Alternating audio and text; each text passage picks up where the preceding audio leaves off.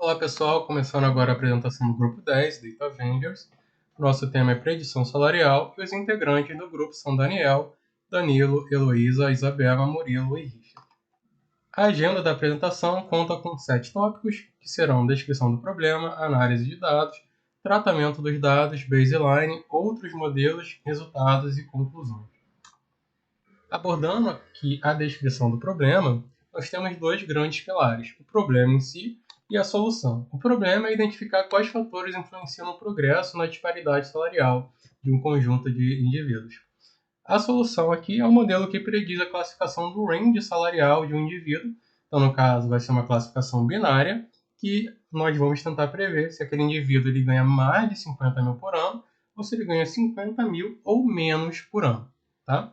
Esses dados eles são do registro do censo de 1994 dos Estados Unidos e nós temos aqui 32 mil amostras. Temos nesse conjunto de dados 14 features, sendo 6 delas numéricas e 8 categóricas. Aqui do lado direito nós temos a descrição de cada uma delas. Eu não vou ler porque vai ficar muito extenso, mas está devidamente documentado aqui. Agora, já adentrando na parte de análise de dados, o primeiro gráfico que nós trouxemos foi um gráfico de correlação. Aqui é possível tirar alguns insights, nós elencamos os três principais na nossa concepção. Então, existe uma alta correlação entre os features Education None e Education. Existe também uma alta correlação das features Education None, Relationship, Hours per Week e Age com a variável Target. Existe uma baixa correlação das variáveis Race e Final Rate com a variável Target. A partir daqui, nós vamos comparar cada feature com a variável Target. Então, explicando um pouquinho desses gráficos, as linhas aqui representam o percentual de pessoas que ganham mais de 50 mil. Então, os dados em azul representam a base de treinamento e os dados em laranja representam a base de teste. Então, nesse primeiro gráfico aqui que a gente está falando sobre idade, a gente consegue identificar que um percentual maior de pessoas entre 40 e 60 anos ganham mais de 50 mil. Tá? Então, você vê que tem um pico aqui entre 40 e 60 anos. Já falando sobre educação, percebemos que quanto maior o grau acadêmico, maior o percentual de pessoas ganhando mais de 50 mil. Entrando aqui agora em workplace, a maioria da população, 74%, é composta por trabalhadores de empresas privadas. Entretanto, os autônomos são os que possuem o maior percentual de pessoas ganhando mais de 50 mil. Falando de país, a maioria da população, 91%, é nativa dos Estados Unidos. Entretanto, existem outros países com um percentual maior de pessoas ganhando mais de 50 mil. Falando agora de estado civil, casado com civil é o estado civil mais frequente, 46%, e o que apresenta também o maior percentual de pessoas que ganham mais de 50 mil. Pessoas nunca casadas são as que apresentam o menor percentual ganhando mais de 50 mil, que pode ter correlação com o fato de que 54% delas possuem até 26 anos, ou seja, é um público bem jovem ainda. A relação marido é o tipo de relação mais frequente, 41%.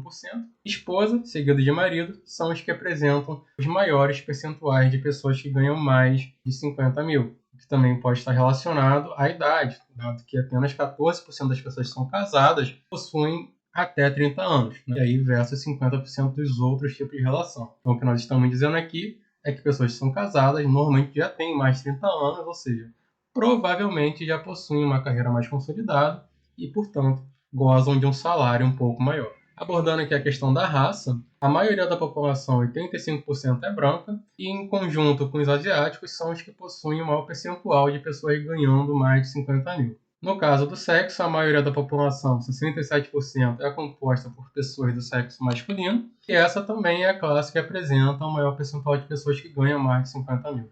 Aqui nós temos um box plot que compara horas trabalhadas versus a nossa variável target, e o que nós percebemos aqui é que, na mediana, pessoas que ganham mais de 50 mil trabalham mais horas por semana do que pessoas que ganham menos. E aqui, por fim, a gente consegue ter uma visão da distribuição da nossa variável target. Tá? Então, aqui a maioria das pessoas ganham menos de 50 mil, 75% das pessoas ganham menos de 50 mil, o que indica que a nossa variável target está desbalanceada. Iniciando agora a parte de tratamento dos dados, nós começamos com uma verificação de valores nulos, não encontramos nenhum valor nulo. Passamos aqui para uma validação e padronização dos dados. Encontramos algumas features com um pontinho de interrogação, no caso as features Work Class, Occupation e Native Country. O tratamento nesse caso foi substituir o ponto de interrogação pelo termo NA. Só um adendo aqui é que em alguns momentos o ponto de interrogação ele tinha um espaço em branco ou na frente ou posterior a ele. Nós removemos esse espaço em branco para conseguirmos realizar a substituição com sucesso pelo termo NA. Passamos aqui para a parte de verificação de valores duplicados. Encontramos 14 linhas duplicadas e a abordagem aqui é que, visto que não há uma forma de identificar exclusivamente uma linha por meio de um ID, optamos por manter as repetições, assumindo que são valores válidos. E por fim, chegando na parte de verificação de outliers, a nossa abordagem nesse caso foi que verificamos sim alguns valores que estavam um pouquinho longe do que era normal, porém não eram valores impossíveis de acontecer, portanto não removemos eles da base. Passamos após isso para um pré-processamento de atributos. Primeiramente, fizemos a remoção de features. No caso aqui, a gente testou diversas combinações, como remoção da fine rate, agregação de features categóricas, mas os melhores resultados foram obtidos removendo somente a feature education.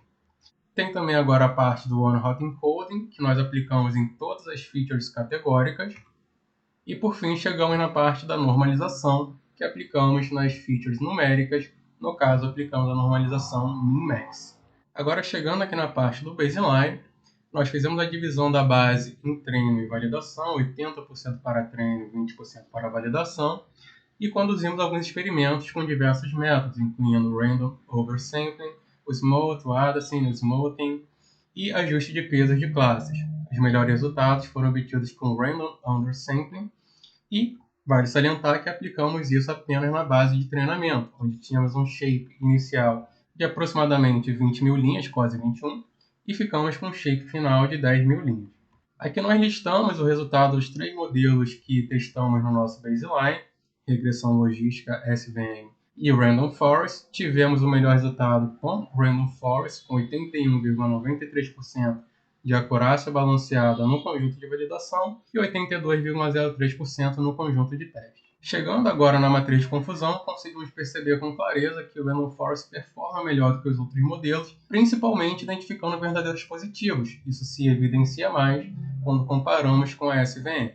Findando a parte do baseline, nós adentramos aqui a busca por outros modelos que possuam potencial para trazer resultados melhores. Tá? Então vale salientar que para todos os modelos testados a seguir, nós aplicamos um grid search com o objetivo de encontrar os melhores hiperparâmetros para cada um deles. E aqui nós listamos todos os modelos que testamos. Inclusive, como vocês podem ver, testamos novamente os modelos que utilizamos lá no baseline, só que dessa vez buscando hiperparâmetros. E adiantamos aqui que o melhor modelo que encontramos foi o XGBoost, com 84,26% de acurácia balanceada no conjunto de treino e 84,57% de acurácia balanceada na validação. Olhando o gráfico, fica melhor comparar um modelo com outro. Então, vale salientar que nós testamos métodos de ensemble baseado em bagging, como por exemplo o Random Forest, que não foi mal. Testamos também métodos de ensemble baseado em boost, que foi onde encontramos os melhores resultados com XGBoost, tá? Testamos também métodos de ensemble baseado em stacking, como o próprio Stacking Classifier, mas no final, como eu já disse, o melhor modelo foi o XGBoost, com 84,57% no conjunto de validação. Aqui nós trouxemos a matriz de confusão dos 3 melhores modelos. Conseguimos perceber que nos verdadeiros positivos o XGBoost vai levemente melhor do que o Random Forest e vai também um pouco melhor do que o Stacking Classifier, principalmente nos verdadeiros negativos. Partindo agora para a aplicação desses modelos no nosso conjunto de teste, aplicamos os dois, o melhor baseline e o melhor modelo como um todo. Então, o melhor baseline, que foi o Random Forest, nós tivemos uma acurácia balanceada de 82,03% no nosso conjunto de teste, e no XGBoost conseguimos 83,40% no conjunto de teste. Olhando aqui a matriz de confusão, novamente percebemos que o XGBoost ele vai melhor na classificação de verdadeiros negativos comparado com o Random Forest. Chegando agora nas conclusões finais, nós elencamos alguns pontos que a gente considera importantes. O primeiro deles foi que analisar e entender os dados foi uma etapa essencial. Nós testamos diversos tipos de tratamento em cima desses dados e, através disso, conseguimos resultados bem sólidos. A busca por hiperparâmetros contribuiu de uma maneira significativa para termos uma melhoria nos nossos modelos também.